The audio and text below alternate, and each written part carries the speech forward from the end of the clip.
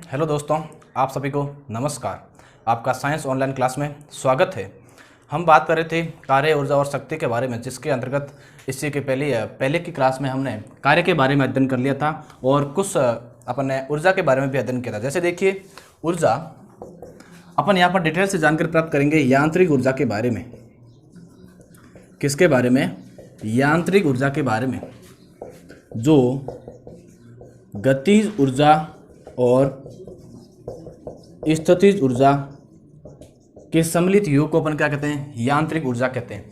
देखिए, जो गतिज ऊर्जा है अपनी, इसके बारे में अपन ने अध्ययन कर लिया था। क्या इसका फॉर्मूला है? 1/2 mv² माइनस 1/2 mu²। ये अपने पास में गतिज ऊर्जा का फॉर्मूला कैसे आया, इस फॉर्मूले का उपयोग अपन कहाँ पर करते हैं, इससे संबंधित अपने एग्जाम के अंदर किस प्रकार के न्यूमेरिकल अपन को पूछे जा सकते हैं, तो उनसे संबंधित सारी बातें अपने गतिज ऊर्जा के वीडियोस के अंदर अपन ने बात कर ली थी। आज इससे आगे अपन बात करेंगे स्थितिज ऊर्जा के बारे में। किसके बारे में? यांत्रिक ऊर्जा का दूसरा भाग, स्थितिज ऊर्जा। देखिए दोस्तों, हमारी स्थितिज ऊर्जा क्या होती है? पहली बात तो नाम से ही अपन परिभाषा बता सकते हैं। नाम से ही क्या कर सकते हैं? परिभाषा का ज्ञान कर सकते हैं। देखिए, स्थिति अर्थात किसी भी वस्तु की स्थिति में परिवर्तन। क्या? किसी भी वस्तु की स्थिति में परिवर्तन के कारण उसमें जो ऊर्जा स्टोरेज होती है, जो ऊर्जा उसके अंदर स्टोर होती है, जो ऊर्जा उसके अंदर संचित होती है, उस ऊर्जा को अपन क्या कहते हैं? स्थितिज ऊर्जा। अर्थात किसी भी वस्तु की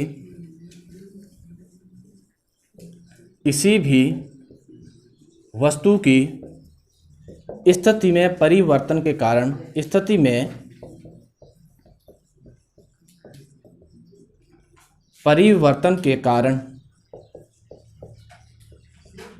संचित ऊर्जा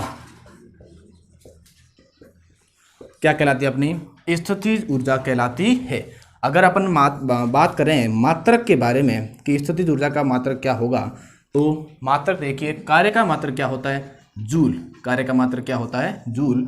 और कार्य करने के लिए किसकी आवश्यकता होती है? ऊर्जा की आवश्यकता होती है। तो ऊर्जा का मात्रक भी क्या होगा? जूल होगा। और हमारी जो स्थितिज ऊर्जा है, यह भी क्या है? एक ऊर्जा का भाग है। तो अपन कह सकते हैं इसका भी मात्रक जूल और गतिज ऊर्जा का भी मात्रक क्या होगा? जूल होगा। तो अपन यहाँ पर मात्रक के रूप में जूल का प्रयोग कर सकते हैं। अब देखिए, फॉर्मूला हो गया अपने पास में, परिभाषा होगी, मात्रक हो गया। देखते हैं, अपन समझते हैं किसी वस्तु की स्थिति में परिवर्तन करने के कारण उसमें किस प्रकार ऊर्जा आ जाती है। जैसे देखिए, मेरे पास में एक स्प्रिंग है। क्या है? स्प्रिंग है। ये स्प्रिंग नॉर्मल अपने सामान्य अवस्था में है, लेकिन मैंने क्या किया? इस स्प्रिंग की स्थिति में क्या कर दिया? परिवर्तन कर दिया। तो इस स्प्रिंग की स्थिति में परिवर्तन करने के कारण यह स्प्रिंग है वो रोटेट करेगी, मूव करेगी, आगे पीछे मूव करेगी। इसका मतलब इसमें क्या आई? ऊर्जा आई। और वो ऊर्जा इसमें कहाँ कैसे आई? इस स्प्रिंग की स्थिति में परिवर्तन करने के कारण क्या आई? इसके अंदर ऊर्जा संचित होगी। जैसे देखिए, दूसरा एग्जाम्पल, हाँ, माना कि कोई तालाब है, कोई पानी का स्रोत है, और मैं इस जल को ऊपर की ओर सटाता हूँ। मैं क्या करता हूँ? इस जल को ऊपर की ओर सटाता हूँ। नॉर्मल जब ये पानी है तो इसके अंदर उस स्थितिज ऊर्जा नहीं है, लेकिन जैसे जैसे मैं इस पानी को क्या करता हूँ? ऊंचाई की तरफ ले जाता हूँ और फिर वापस इस पानी को गिराया जाता है, तो ऊपर ले जाने पर जल के अंदर कौन सी ऊर्जा संचित हो जाएगी? अपनी स्थितिज ऊर्जा संचित हो जाएगी। अर्थात मैं जल की स्थिति में क्या कर रहा हूँ? परिवर्तन कर रहा हूँ, जिसके कारण यहाँ पर कौन सी ऊर्जा संचित हो जाएगी? स्थितिज ऊर्जा। दूसरा एग्जाम्पल ले सकते हैं, माना कि गेंद है। क्या है? गेंद है, और मैं गेंद को जितनी ऊपर से किसी को मारता हूँ, तो जितनी ऊपर ले जाता हूँ, वो गेंद, उसकी गेंद के अंदर उतनी ही ऊर्जा होगी। जैसे देखिए, माना कि कोई व्यक्ति है, अगर मैं इसको पास से ऊर्जा गेंद मारता हूँ तो उसको कम लगेगी, लेकिन अगर मैं गेंद को थोड़ी ज़्यादा ऊपर फेंकता हूँ और जैसे ही गेंद उसको वापस लगेगी तो जोर से लगेगी। इसका मतलब वो ऊर्जा आई कहाँ से? वो ऊर्जा आई अपने उस गेंद की स्थिति में कितना परिवर्तन किया। अर्थात अपन कह सकते हैं कि किसी भी वस्तु की स्थिति में जितना अधिक परिवर्तन होगा, उस वस्तु में उतनी ही अधिक स्थितिज ऊर्जा, पोटेंशियल एनर्जी है वो संचित हो जाएगी। तो ये तो होगी अपने पास में स्थितिज ऊर्जा। अगर अपन बात करें फॉर्मूलों के बारे में, किसके बात करें? फॉर्मूलों के बारे में बात करें तो यहाँ पर देखिए, दो फॉर्मूले हैं। एक तो फॉर्मूला अपना ये है एमजीएस फॉर्मूला अपन ने कार्य के अंदर भी पढ़ा था। किसके अंदर अपन ने अध्ययन किया था? इसका कार्य के अंदर भी पढ़ा था। देखिए, एमजीएस क्या होता है? किसी भी वस्तु में परिवर्तन कैसे कर सकते हैं? माना कि अगर अपन वस्तु को गुरुत्वीय बल के विरुद्ध गति करवाते हैं। क्या करवाते हैं? किसी भी वस्तु को गुरुत्वीय बल के विरुद्ध गति करवाते हैं, या किसी भी वस्तु को मैं जमीन से ऊपर की ओर फेंकता हूं तो उसमें अपने कौन सा फॉर्मूला यूज करेंगे? mgs। ध्यान दीजिए, m क्या है? उस वस्तु का द्रव्यमान, उस वस्तु का क्या है? द्रव्यमान। g क्या है? गुरुत्वीय त्वरण, जिसका मान कितना होता है? फिक्स होता है 9.8 मीटर प्रति सेकंड स्क्वायर। यहाँ देखिए, कैलकुलेशन को इजी करने के लिए अपन यहाँ पर इसके स्थान पर 10 का भी यूज कर सकते हैं। और s क्या है? अपनी ऊंचाई, हाइट। s अपनी क्या है? ऊंचाई, हाइट है, अर्थात किस वस्तु को अपन ने ऊपर की ओर उठाया है उस वस्तु का द्रव्यमान भार, और गुरुत्व त्वरण तो मान फिक्स है, और ऊंचाई आपने कितनी उस वस्तु को ऊंचाई तक ले गए हैं, और जितनी ऊंचाई पर ले जाएंगे या वस्तु की जितनी अपन स्थिति में ज़्यादा परिवर्तन करेंगे उस वस्तु में स्थितिज ऊर्जा का मान उतना ही क्या होगा? अधिक होगा। अब देखिए, जैसे माना कि एक और फॉर्मूला है, अगर माना कि अपन स्प्रिंग का प्रयोग करते हैं, किसका प्रयोग करते हैं? स्प्रिंग का। और जैसे ही मैं इस स्प्रिंग की स्थिति में परिवर्तन करके इसको मैंने क्या कर दिया? लंबा कर दिया। माना कि यह इतना मैंने इस स्प्रिंग की स्थिति में क्या कर दिया? परिवर्तन कर दिया। तो यहाँ पर यह परिवर्तन करने पर इसके अंदर कितनी स्थितिज ऊर्जा संचित हो जाएगी, स्टोरेज हो जाएगी, उसकी अपन गणना कैसे करेंगे? उसकी गणना करने के लिए अपने पास में फॉर्मूला है हाफ kx²। अपन क्या कह सकते हैं? 1/2 kx²। देखिए यहाँ पर k है वो एक अपनी नियतांक राशि है। कैसी राशि है? नियतांक राशि है, और इसका मान आपको क्वेश्चन के अंदर दिया हुआ रहेगा। ध्यान दीजिए, x क्या है? आपने किसी भी वस्तु के अंदर कितना परिवर्तन किया या उसकी स्थिति में कितना परिवर्तन किया, वो अपना क्या होगा? x होगा। देखिए यहाँ पर आपने इस स्प्रिंग को इतना लंबा किया है, क्या किया? लंबा किया है। तो आपने कितना लंबा किया, वो दूरी आपकी क्या कहलाएगी? x कहलाएगी। तो अपन यहाँ से किस प्रकार ज्ञात कर सकते हैं? अगर आपको स्प्रिंग दी हुई है तो वहाँ पर आपका कौन सा फॉर्मूला प्रयोग करेंगे? हाफ kx² या 1/2 kx²। दूसरी बात देखिए, अगर आपको दिया हुआ है लोलक, क्या दिया हुआ है? लोलक। तो लोलक दिया हुआ है तो उसमें आप कौन सा फॉर्मूला यूज करके वहाँ पर स्थितिज ऊर्जा ज्ञात कर सकते हैं? जैसे देखिए दोस्तों कि यह अपने पास में क्या है? एक लोलक है। क्या है? एक लोलक है, और जिसको धागे से बांध दिया गया। अब मैं क्या करूंगा? जितना इसको इधर खिसकाऊंगा या उसकी स्थिति में क्या करूंगा? परिवर्तन करूंगा, वो उतनी ही आगे क्या करेगा? गति करेगा। अर्थात मैं कह सकता हूं इसकी स्थिति में जितना अधिक परिवर्तन करूंगा उतनी ही उसमें अधिक ऊर्जा संचित होगी। तो माना कि पहले ये अपनी नॉर्मल स्थिति में ये था, अपनी गति नहीं कर रहा था, एकदम विश्रामावस्था में था, लेकिन मैंने इसको यहाँ तक लेके आ गया। इसको कहाँ लेके आ गया? यहाँ तक लेके आ गया, और फिर मैंने लाके यहाँ इसको छोड़ दिया। तो ये मूव करेगा, गति करेगा। इसका मतलब इसकी स्थिति के परिवर्तन के कारण इसमें ऊर्जा संचित हुई है। तो यहाँ पर इस प्रकार के सरल लोलक के अंदर, सरल लोलक में अपन को स्थितिज ऊर्जा ज्ञात करने के लिए अपन कौन से फॉर्मूले का प्रयोग करते हैं? 1/2 mg/L(x²). ये अपने पास में क्या है? किसी भी सरल लोलक के अंदर अपन को जब स्थितिज ऊर्जा ज्ञात करनी है तो यहाँ पर अपन कौन से फॉर्मूला का यूज करेंगे?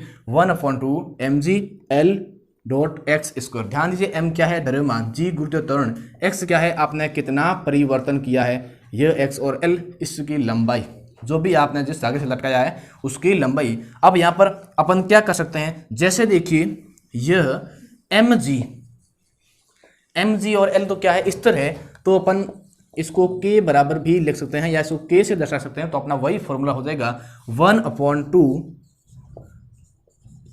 kx²। अब देखिए, अपन आगे एक न्यूमेरिकल सॉल्व करते हैं। अब देखिए, अपने पास में एक न्यूमेरिकल है। क्या कह रहा है न्यूमेरिकल?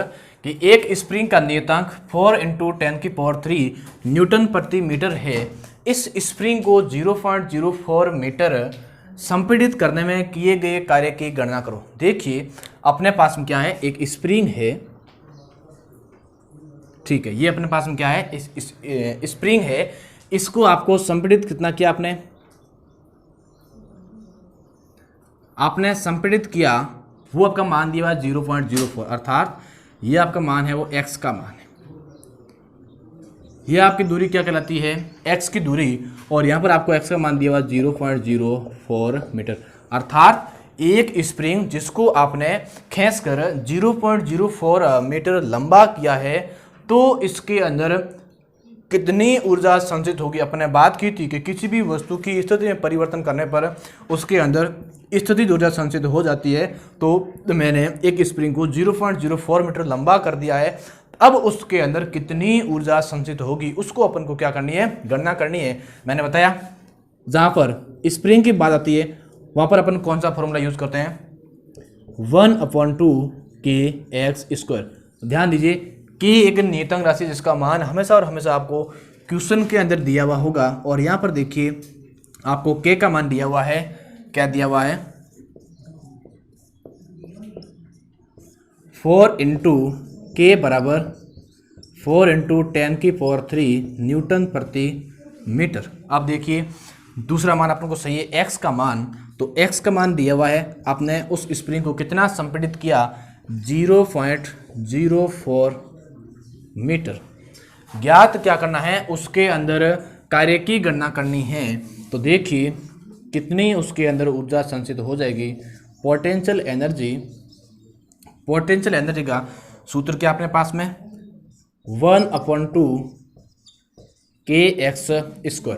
अब इस फॉर्मूले के माध्यम से अपन क्या करेंगे, ऊर्जा की गणना करेंगे। देखिए 1/2 इंटू मान कितना है, 4 × 10³ आगे देखिए x का मान अपने पास दिया हुआ है 0.04, क्या करना है, स्क्वायर करना। देखिए 0.04 का अपने जब स्क्वायर करेंगे या इसका वर्गमूल करेंगे तो अपने पास में आंसर आएगा 0.0016। ये इसका क्या होगा, वर्ग होगा। तो देखिए 1/2, देखिए आप काट सकते हैं यहाँ से, ये अपना कट गया तो अपना पीछे क्या बचा, 2 × 10³ इंटू 0.0016, ये मान अपने पास में आया है। अब देखिए क्या करेंगे अपन जैसे दशमलव को हटाते हैं तो नीचे कितने जीरो लगाएंगे, जितने दशमलव के बाद में अंक है उतने नीचे अपन क्या लगा देंगे, जीरो लगा देंगे। तो देखिए 10³ को मैं सीधे रूप में लिखता हूँ, इसका मतलब जीरो कितने, 3 और यहाँ पर 16। मैंने सारे दशमलव हटा दिए तो मैं नीचे जीरो कितने लगाऊंगा, 1 2 3 4। अब देखिए आप 3 जीरो से 3 जीरो अपने गए, 16 का 2 से गुणा कीजिए, 32 नीचे बचा 10, तो 32/10 आपका आंसर कितना आएगा, 3.2 जूल। इसका मतलब आपने क्या किया है, कार्य। अपन कह सकते हैं कि एक स्प्रिंग को 0.04 मीटर विस्थापित करने पर या संपीड़ित करने पर उसके अंदर है वो 3.2 जूल ऊर्जा है वो संचित हो जाएगी। तो यहाँ पर जो ऊर्जा है वो कितनी संचित हुई, कितनी ऊर्जा अपने इसके पास में आई, 3.2 जूल। तो इस प्रकार से आप किसी भी क्वेश्चन को कर सकते हैं।